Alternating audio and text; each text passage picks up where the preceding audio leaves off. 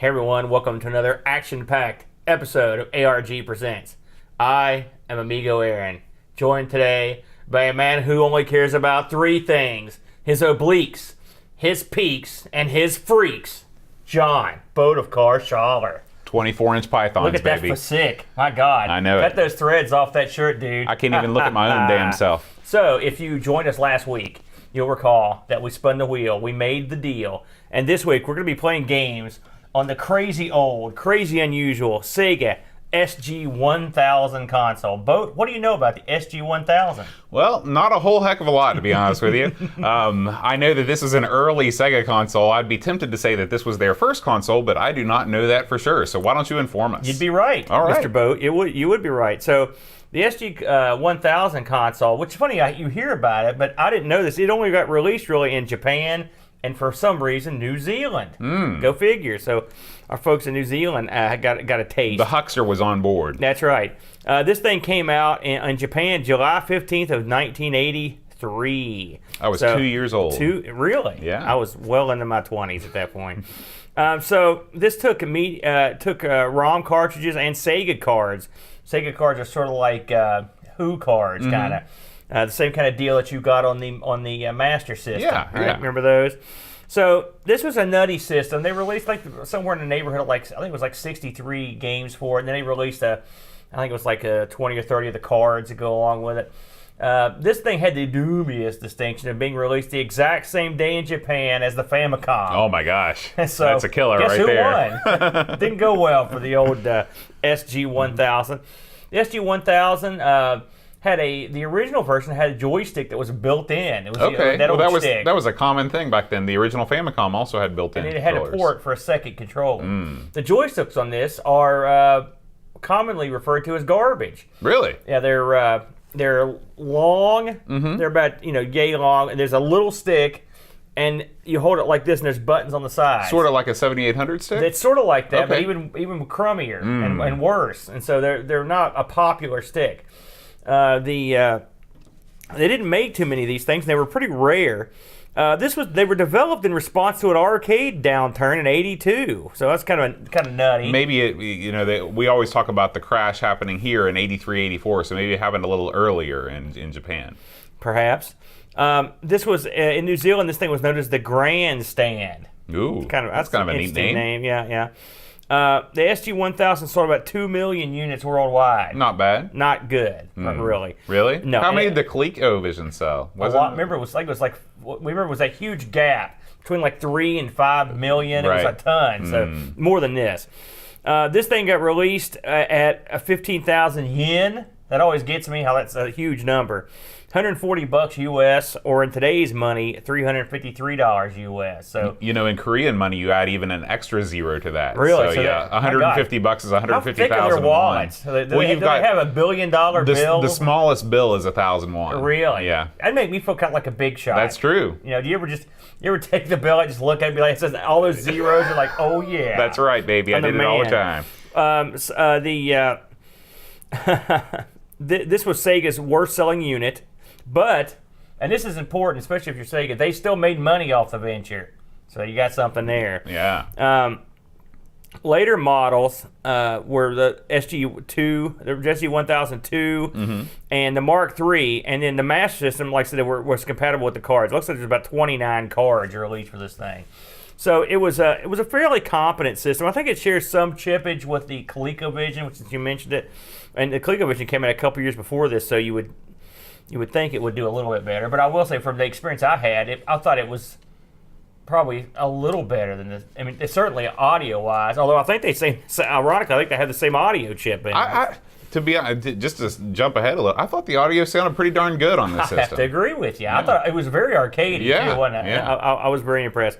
So, with all that said, we chose to look at a couple, I'd say, radically different games this week. So why don't you lead us off this week, Bo, with your choice? Okay. My game this week was Girls Garden, otherwise known in Japan as Garuzu Garden. Ooh, that sounded like Arnold Schwarzenegger said garden. Say it again. Garuzu Garden. This is my garden. This was exclusively released for the SG-1000 in 1984.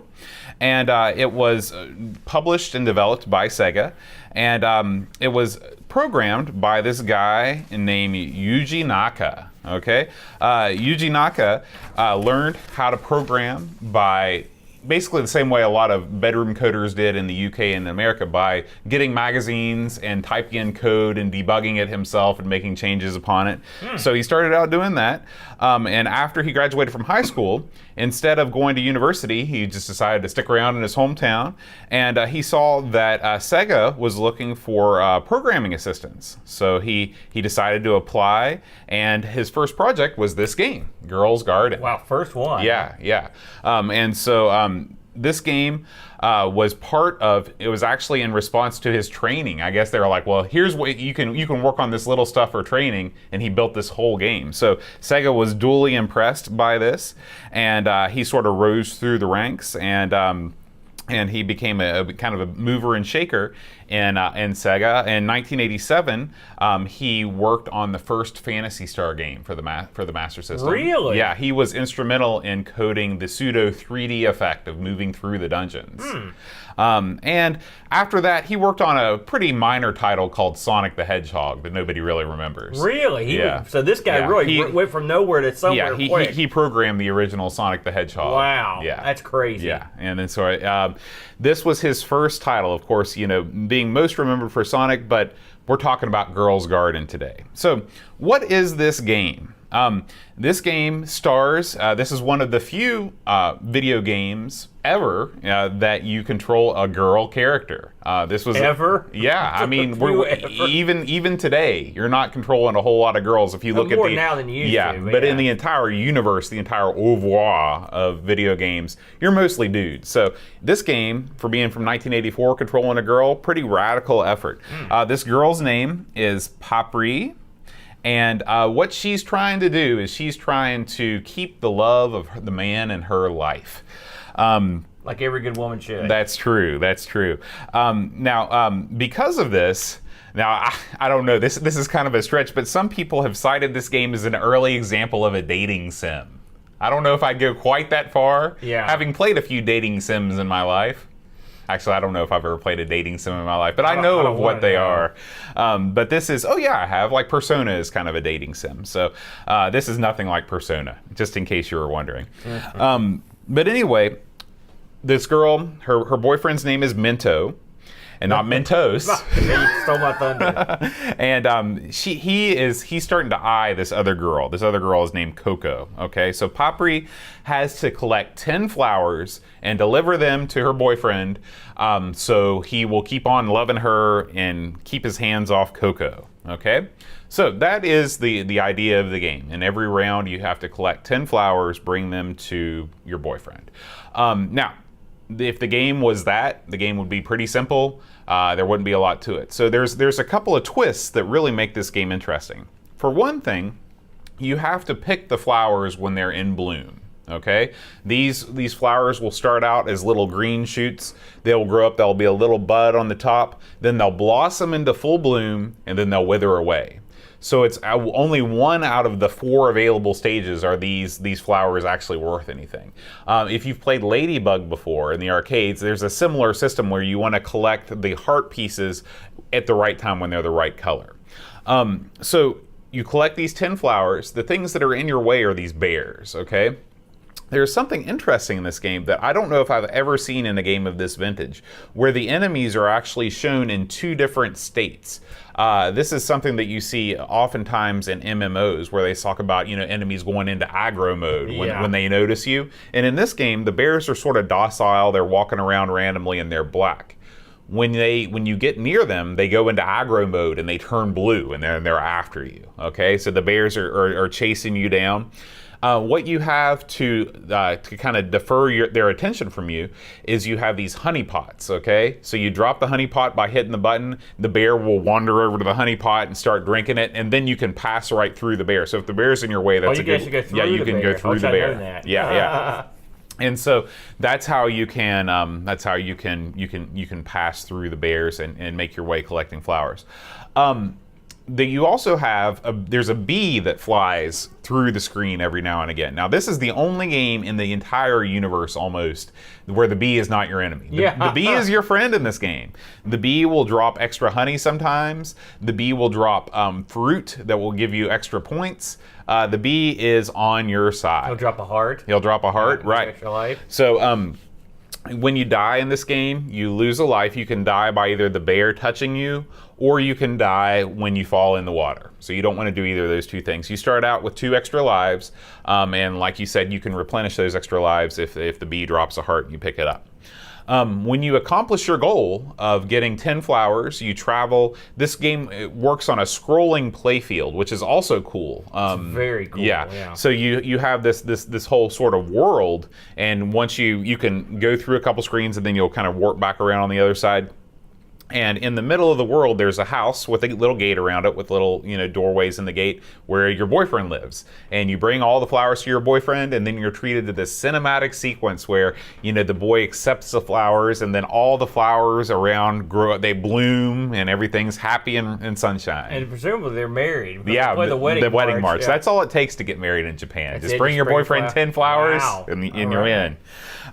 So that is the game in a nutshell. There is one thing: after you complete a couple rounds, you're treated to a bonus round that's very similar to an arcade game called Circus Charlie, where you are jumping over, you're a circus man, and you're on a tightrope, and you've got these lions coming at you, and you have to jump over them. This is the same thing, except there are no lions, there's no tightrope, you're jumping over bears, but it's a side-scrolling perspective, so the game switches perspective totally. Did you have any luck on these challenges? I always got perfect on these. You're kidding me. Yeah. I could never get past the second bear. I was very good at this for some reason. I have no idea why. It's odd that she can only jump during this stage. Yeah. Where's this crap at in game? Right, but still, this is a very cool thing that you don't often see in games of this vintage. So that's a little bit about the game. Aaron, what did you think of this? Well, when you picked this, I thought, what girl's garden? And then I loaded it up earlier in the week, and I was like, I played it for 5 minutes. I didn't know what I was doing. And I was like, well, the hell with this. I was done with this sucker. So I was like, So, yesterday I had some time. I was like, I really, in the interest of my job here, to comment on these games, I should give this another shot. So I fired it up. And I will tell you that I love this game. I played the hell out of it. Once you understand what you're supposed to do, it is...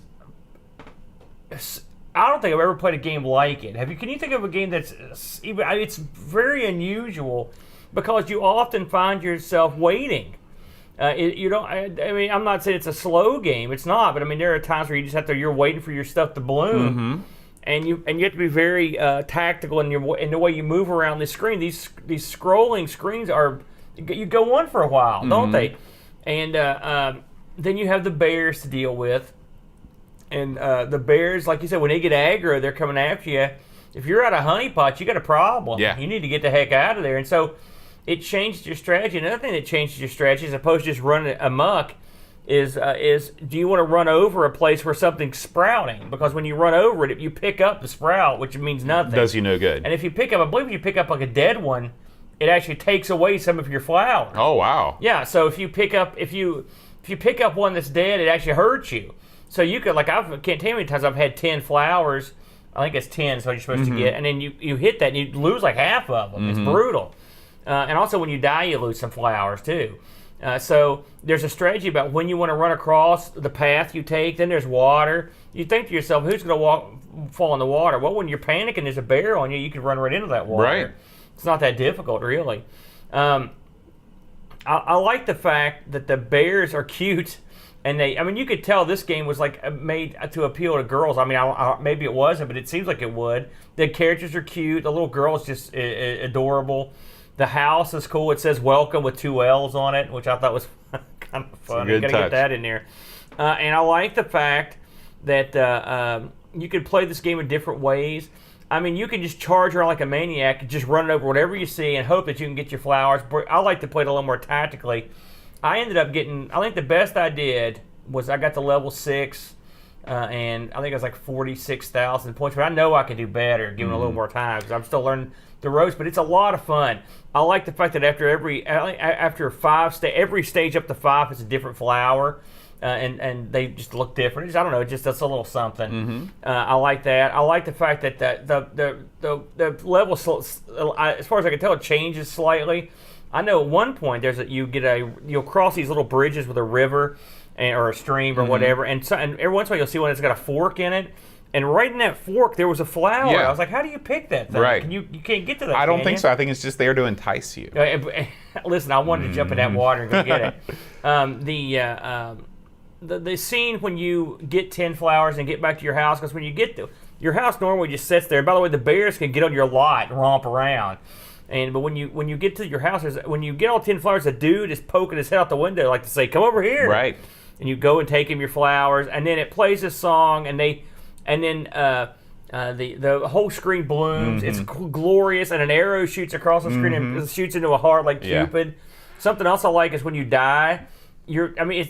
Some people won't like this because it slows the game down, sort of. When you die, your little girl just sits there with her hands over her eyes, and all of a sudden you hear ding, ding, ding, this little happy theme, and a little heart flutters. Yeah, it actually goes from where it's sitting in the underbar there, and then it comes up and it goes to her. It does a loop the loop or two, and it's love. You don't have liveness, you've got love. Right. You know. It sounds like this. I mean, when you sit back and think about it, it's like, man, this sounds like the stupidest, girliest thing, but it's so much fun. Yeah, you're right. Everything that you just said was correct. I'm not going to repeat it back. And I can't tell you how stunned.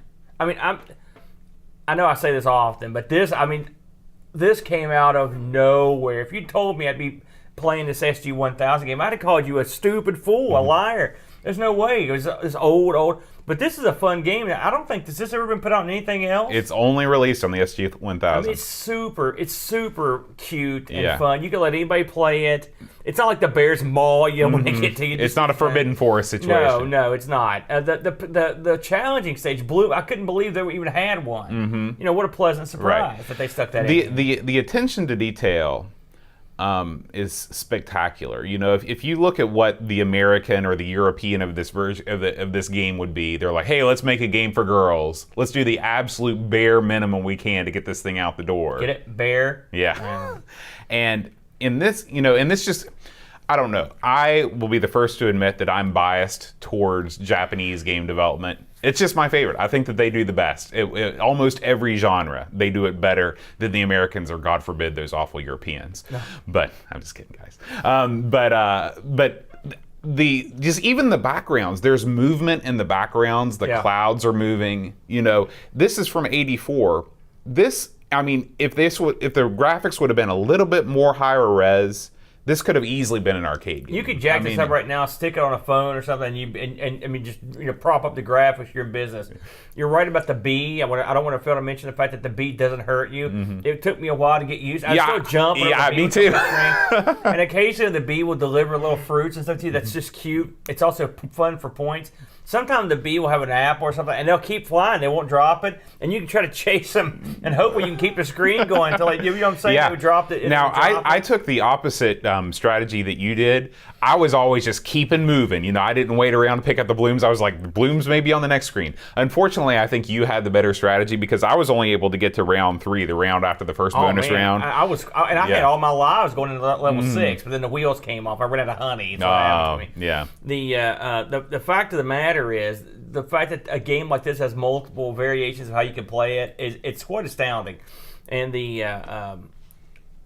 I don't think I've ever played a game where you spend so much time just standing around, because if the bears aren't right on you, you've got time to just wait for stuff to bloom. And it opens up a different way to play it. Now, I don't know if the bee's flight path has anything to do with the flowers that are blooming. Could you figure that out? I don't think it does, but I thought maybe it might. Maybe so. I'm not sure. Maybe it's a pollination deal. Because I got to try to follow the bee around to see if the flowers would bloom when he went by.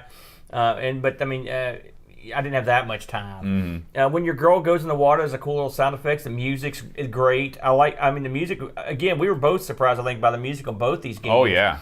It's an arcade quality for that era. I mean, this music could have went right into any arcade, and you would have been like, oh yeah, that sounds just like you would expect. You know? I mean, I was trying to think of games that this reminded me of, and I was thinking maybe the Lumberjack game that Universal did. That's got the guy from Domino Man in it, where you're chopping down trees. Yeah, I didn't play that one that much. I think that was more your bag. You know, I can't really think of too many games that have that scrolling, sequence and as many ways to play it. It's really unique. And I'm surprised that the screen scrolls as long as it does. Right. This gives you, hey, I've mentioned this before, but I like that idea where you feel like you can go a bunch of different places in an old game, and this one gives you that feeling. I mean, the screen scrolls sufficiently far to where it feels like you've got excuse me, you feel like you've got a very wide, continual gameplay area. Right. And it works. And in fact, I mean, eventually it doubles back and you're back to your house.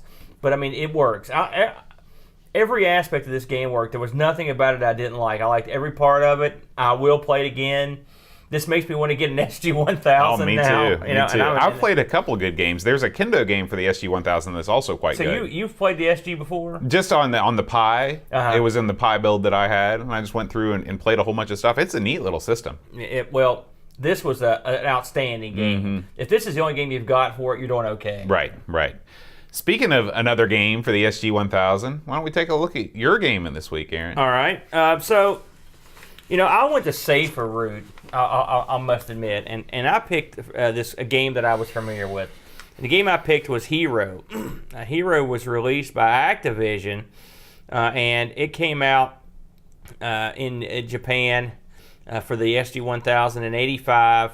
It was $40, which is $95 by today's standards. Those are pretty expensive games when they came out.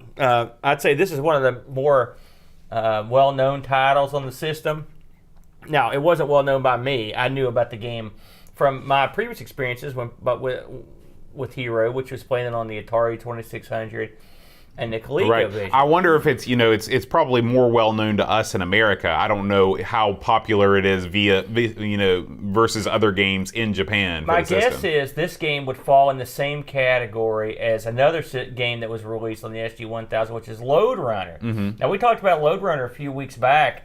And its popularity in Japan, hugely popular as a kind of a puzzly game, and since, like I said, it was released on the SG-1000, so I'm wagering that they saw the same sort of potential in this that Lode Runner, just like the puzzly action elements of of a similar sort of game. So this game was originally released for the Atari 2600. It was designed by a fellow named John Van Ryzen. One of the Activision programmers. His other claim to fame was he did another Activision game called Cosmic Commuter. Have you ever heard of that one? No. Do you have that in your collection? No, I don't. Have you played that before? I have not. I've not heard of it. I read an interview with Van Ryzen, and he was talking about he got the idea for H.E.R.O when he was visiting Howell Caves in New York State, and he was in a cave that had an underground river, and he thought it'd be a cool environment for a game. And so that's where he got the idea to come up with H.E.R.O. H.E.R.O stands for Helicopter Emergency Rescue Operation. Again, this game came out on the Atari 600 in March of '84, and then got ported to a bunch. I think I know there's an 8-bit version. I know there's I think there's a 5200 version. I wouldn't be surprised if it's been ported to just practically almost all the older systems. What makes this one unique, I will say, of all the systems, I had a look. There's a great video out that compares all the different versions of H.E.R.O, and I had a look at it. And of all the different places it appeared, easily the SG-1000 version is the most unique. I guess I got lucky in that aspect. It's not just an also ran of the ones you've seen a million times. Right. So the premises of this game is your name is H.E.R.O, which that's horrible name, and his job is he is here to rescue underground miners that have been trapped in the mine for various reasons. And now again, there's a twist on that in this version because this is the SG-1000. They did it a little bit different. So Sega redid this for this. I could not find who exactly programmed it, but it was done by Sega, and they're credited with redoing it. So right out of the gate, the first thing you'll notice that's different on SG-1000 version is that H.E.R.O doesn't have his helicopter. He actually has a jetpack. So I guess you should call him. His name should be Lero or something, or Jiro. Jiro. So the difference is nothing. But I mean, it's actually, I don't mind it. It seems like that'd be something that might make me mad, but I thought it was different. It makes a little more sense actually to go down underground with the jetpack. Well, I don't know if it's gas and stuff. It might not be a good idea. But I mean, at least you don't have blades that can run into the sides of the cavern and things. But anyway, your guy goes into these caverns and he's armed with. He's got really 2 weapons. He's got a laser visor that shoots laser beams out about, I don't know what, about a couple inches away from his face. And he's also got dynamite, right? Which we all know what that does. And so occasionally he'll have to go through and blow up a wall to get it further into the mine, or he'll have to shoot a critter with his lasers to get past the critter to get further into the mine. And inevitably, when you get to the end of these levels, as a miner waiting for you, when you go over and touch him, you freed him, and he gives you the salute. One thing about this game is, on some levels of this game, which I thought was interesting, you don't have a miner. You rescue a little girl in a dress. Did you get that far into it? Yeah, there's actually a little girl in there, and she appears. Maybe she just like fell into the mine, one of those things. Yeah, sort of like the remember the girl that fell into the hole in Texas. Well, you probably don't remember. It was probably before your time. Yes. There was a girl it was national news. She fell in a hole in Texas, and they had to find a way to get her out, and they did. But it was a big deal back in the day. So I kind of assume that's where they got the idea. So each level consists of a different sort of maze that you have to go through. They start off pretty simple. You basically blow a wall, jump down a hole, rescue a guy. You can't hurt yourself from falling. What you can hurt yourself from is hitting a critter. Your guy has no hit points, so anything that touches him will kill him. Right out of the gate, you can instantly kill yourself by standing too close to the dynamite. Right, which I did immediately when I first started playing. And everyone does it. Another thing you can do, aside from hitting a critter, is touch water. That will kill you. Another thing you can do is that there are these lava walls or heated walls, like the caves are near the core of the earth or something, or if they're near a volcano and they glow red. If you touch one of those, that'll kill you too. So there are various ways. And there's, like I said, there are different types of critters. There are bats. Of course, there's bats, and there are snakes, and there are spiders in here. But there are some critters that actually help you in this version as well, which we'll get to those in here in a little bit. So, what makes the SG-1000 version different than the others? If you play the Atari version, which was, again, this was the main version that I played back in the day, it looks good. It's got nice solid colored walls. With browns and reds, and you go through them. It looks okay. If you get into the home computer versions, they went for a more cavey aesthetic with kind of like stalactites, stalagmites, in kind of maybe a spider webby look. The C64 had this look. Most of the home computers had this look. What it reminds me of is the if you look at the 2600 version of River Raid and all the other versions of River Raid, it's the same sort of thing where River Raid, everything is kind of block. Everything is very angular, and there's a little bit more jaggedness to the edges of the walls and things in the 8-bit versions. Right. I mean, I pondered which one I liked more, to be honest with you, and I think I don't think it matters too much, really, but I like the Atari look a little more. There's something to be said for the simplicity of it. Right. I mean, and I've had a similar opinion with, say, like a Prince of Persia. If you see the console versions, they're very ornate, but there's something for the stark emptiness of the home computer versions that I enjoy. Maybe it's because I just was used to playing them. Now, all that said, none of them look like this version. This version has walls and stuff that are just kind of like bright colored green, or it's kind of goofy, isn't it? I mean, like you're underground. It doesn't look like you're underground. Well, maybe it's some sort of a luminescent, Yeah, you never know. It doesn't matter. I mean, it's more. I will say this: it's much like Girls Garden. It's a very colorful game. And so this is almost kind of ZX Spectrum like in its color palette. Yeah, and the shapes that make up the wall are bizarre looking. I mean, They went with a different look, and your guy looks different. And probably my biggest gripe about the game is H.E.R.O looked pretty cool, back in the day. This guy looks like almost robotic in a way. He looks like Japanese take on it. I mean, he really does. I mean, and so God bless him. That's what they did because it's their country. That's what he looks like. It's not. It doesn't appeal to me. I think he looks kind of goofy, but it doesn't mean anything. He still plays the same way. So he has a red helmet and kind of white pants. He looks like I said, it looks like something you'd see in like Space Giants or something. Like the little, it just looks like one of those little robotic guys. Yeah. I don't know if you've ever seen that show. So that is said, but how does it play? Well, it has something I love. A second button for the dynamite. I cannot tell you how many times I have blown myself up because I hit down on the joystick. And inevitably, on almost all these other versions that we've talked about, the Atari 2600 and the ColecoVision and the Atari 8-bits, all these game systems have one button, and when you hit that button, when you hit the button, your lasers go off, so to drop dynamite, you pull down on the stick. In this version, you hit the other button for the dynamite. I mean, this sounds like a very minor thing. It made a world of difference for my abilities to go through this game. On my first attempt at this game, I went way further than I've ever gone. I mean, I was getting into the farthest I got, I think, was, I want to say level 16 or 12, or somewhere in that ballpark. I mean, I had a hell of a run for me. I mean, I like this game. I've played it for a while. Never played this version, but that made all the difference. Now, that said, this game has some pretty unique aspects to it that I like. They all have it, but this game does a good job with the flying. I felt like I had good control. Now, again, I didn't play this on the SG-1000's wacky old school joystick. I played this on a gamepad, but I mean, the control was good. I felt like I had real good use of the guy. When you fly in H.E.R.O, if you just push up, he doesn't take off. He sort of has to get going. Fire up in the old one, you fired up the helicopter, and this one, I guess you have to fire up the jetpack. And so there's a delay there as you fly, so it takes some getting used to. This version, I don't know if I'd call it the gravity or whatever that you use, it really works pretty well. I'd say it's probably my favorite of any of them outside the 2600.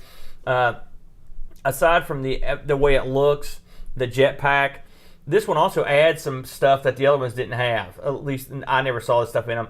There's a scene in the old ones where you would get on a little raft, and when you get to the lower levels, there's water, and you would float across on this raft. And this version, it's a little turtle you get on, which is cute. This, after playing this and Girls Gardens, I wonder if this thing wasn't aimed more for children. Well, you've got to recognize that the Japanese aesthetic for video games has always been cuter. What we recognize as cuter than in America. Well, I mean, this seems... In America, we're all man muscle. We don't like cute. Or maybe it's just slanted from what we play. But these games, like I could sit Luke down in front of this and I could see him playing it. It is cute. It's very kid friendly. There's also geysers of lava. I don't remember seeing that in the old versions. I think that's something that's specific for this version. There's also there's stalactites hang tight to the ceiling. That's it. And they will come down, and these things are nasty if you get that far into the game. There are some areas where you have to, and this is in all the games, where you are tasked with getting rid of a wall, but the wall is too close for you to do without blowing yourself up.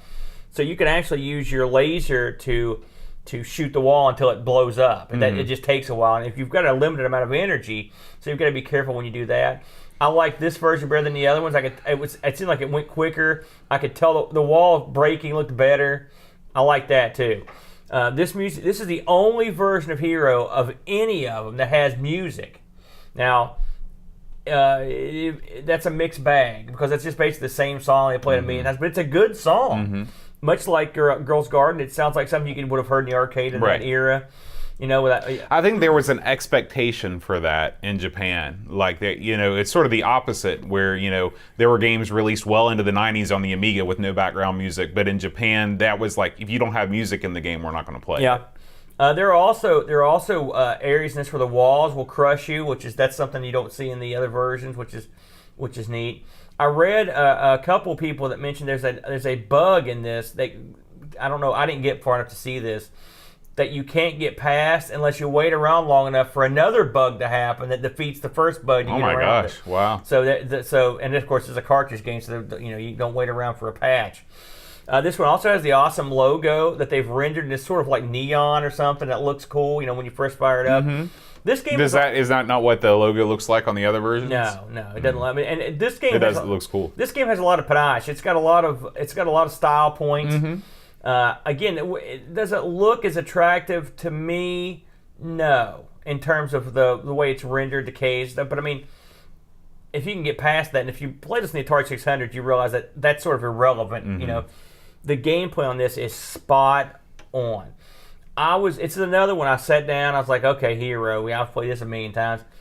So much better. So much more fun. So much. The feeling was better than the other versions I played. No offense to the Atari version, which I mean is a great version, especially considering what you're playing it on, or the Coleco version. But I think this is probably, from a gameplay perspective, my favorite one. I enjoyed it quite a bit, and like I said, I was able to get pretty far on it, further than I usually get, and I think I attribute that to the fact that that second button does a lot for me in terms of controls. Well, what did you think of it? I never played this much on the 2600. You were aware. You own this one, Bud? Is this on your wall? I don't think so, because this doesn't have the rainbow kind of artwork that I like on the Activision games. I remember playing this on the PS2 Activision collection, though, but it had been so long, and I actually thought that this was a different kind of game. Before I started playing it, I'd seen some footage of it, but not a whole lot, and I just thought that this was kind of Pitfall, the next generation, where they took a game like Pitfall, an exploration game, an endless world game, and gave you a jetpack and let you fly around. But this is a puzzle game. Yeah. And I was not prepared for that. And to be honest with you, I didn't much care for this one. Really? Yeah, I understand what you're supposed to do.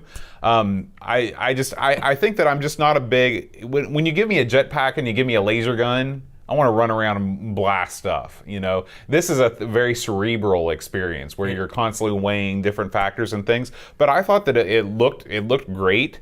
Compared to the 2600 version, I wasn't really married to the 2600 version. I can understand the appeal of simplicity. I thought the music was good. I had trouble controlling my flight, and I think it was because, just like you said, there's a delay, and I didn't understand that. That takes some getting used to, the way he flies. You don't just, and even if when you've played it a lot, it's a little weird. Yeah. The way he controls. I was expecting him to control more like the guy in Jetpack from ZX Spectrum. I don't know if you played that, and this is a different kind of thing. But like you said, once you get used to it, it's probably gets to be like second nature. But yeah, I mean, I appreciate what this game is. It's probably not one I'm going to go back to.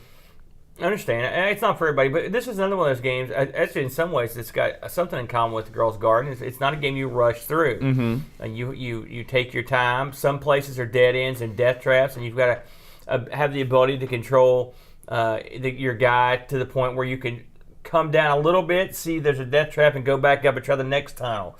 And go down. One thing that I had trouble with too is I found myself I would fall down through a chasm and immediately die because there'd be an enemy right under me. That's why you have to go down in a controlled descent. Yeah, and that I had trouble with that. And if you don't do that, you're not going to get very far because that's early on. You start getting critters in there, and there's no way to get rid of them.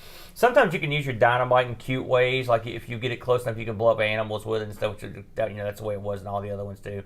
So I liked it. I mean, I've always been a big fan of this game. I'll be honest with you. This is one of my favorite Atari 600 games, and so I was an easy touch on this one. But the fact that it controls better and it plays better, added bonus. Plus, I did like the music, and I didn't get real sick of it like I've read that a lot of people do. When you have the same tune playing over and over, it's going to get old any day of the week. I had a chance to look this up on eBay. Oh, before you do that, I looked this up on eBay, and there were no copies available. I found a couple flyers of Girls Garden, but I imagine if you check out the Yahoo Auctions Japan, I think that's their premier auction site over there, you can find some copies. Nothing on eBay. I had a look for mine, and I did find copies. $70 in the box. I saw another one going for $60, another one going for, and then I saw someone who, this is clever, they'd made a Master System reproduction of H.E.R.O. Oh. And it looked great, and it was the box and the cartridge or whatever, the whole 9 yards, and it was going for $47. That's neat. So yeah, that'd be kind of a neat thing to have. So, but overall, I like both these games. After playing both of them, I may have to give the edge to Girls Garden, which is new to me, but that really struck a chord with me. I was surprised how much I enjoyed it, to be honest with you. Yeah, it's a great game. Well, you know what time it is, Boat, You ready to spin the wheel? and make the deal. Let's do it. Grab the wheel, Boat. Let's do it. So as you know, every week we consult the Lady Luck to tell us what to play, and we'll see what she comes up with this week. So I will say, SG-1000 was a surprising choice. So what have we added this week, Boat? This week I can't. Oh, we've added Neo Geo to the wheel Neo this week. Geo. All right, fire it up, Boat. There it is with the flourish we all enjoy. All right. Can't see it from my vantage, but Virtual Boy. Virtual Boy. Well, this should be interesting. I don't have a Virtual Boy, and I know you don't have one. Nope. So I may have to see if I know someone who's got a Virtual Boy for us to use, or we may have to just wing it. Let's see here. What's going to be the last one in here? So Here it is. I Okay. told you, Virtual Boy. So there aren't that many games out for the No. Virtual Boy. So I think this one's yours. okay, So what do you got? I've got Wario Land. I've got H.E.R.O Boxer. All right, So we're gonna play boxing and Wario Land. You mean Wario? Yeah, How did you say it? Wario. Wario? Maybe I say it wrong. Yeah, you do. I'm You know sorry. who Wario is, don't you? Yeah. Oh, see now this might be okay. Yeah. But it's not Wario. There's no O in there, man. Like it's a long A. Do you Wario. say Washington or Washington? Enough said. No comment. Hey, from around here, you get it both ways, y'all. So, before we go, just a few plugs. If you enjoy the show and you feel like tossing us a buck or two on Patreon, we'd appreciate it. Boat, shove them the address out there. Patreon.com/Amigos Podcast. That's right. And if you give us a few bucks, you can gain access to our Discord, which is awesome. We've got a shared Discord with the Amigos, and it's a lot of fun. We had a good time in there. There's a retro gaming chat going on there 24/7 from all over the world. Something I wanted to mention, if you haven't already, and we would appreciate it if you would subscribe to our YouTube channel. Bo, what's our YouTube channel? It's Amigos Retro Gaming. Right. We're dangerously tantalizing close to that 1,000 subscribed mark, which would be a nice milestone, wouldn't it, Bo? That will allow us to make money on our videos. We're not going to beat around the bush. Is that So- we never really made that much money on it. I just like to have 1,000 We'll make it. subscribers. Yeah, It'd be cool. we might make a couple cents a month, but Now, Bo, every little bit helps. If you wanted to buy an ARG T-shirt, for example, where would you go? We do have a wide variety of ARG and Amigos related merchandise. If you go to TeePublic and just search for Amiga Tees, or you can type in Amigos Retro Gaming in the search box, you can do it that way. If you want to type in a long URL, you can go to teepublic.com/stores/Amiga Tees. It'll take you there. You get all the ARG and Amigos gear you want, including stickers, pillows, messenger bags, etc. Awesome stuff. Boat, you got anything else? That's it. All right, we're going to take it to the house, so we will see you next week for some Virtual Boy action. And until then, Adios.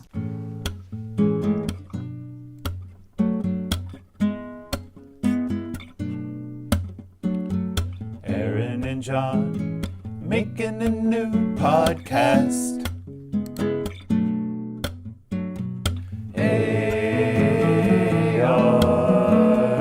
ARG presents.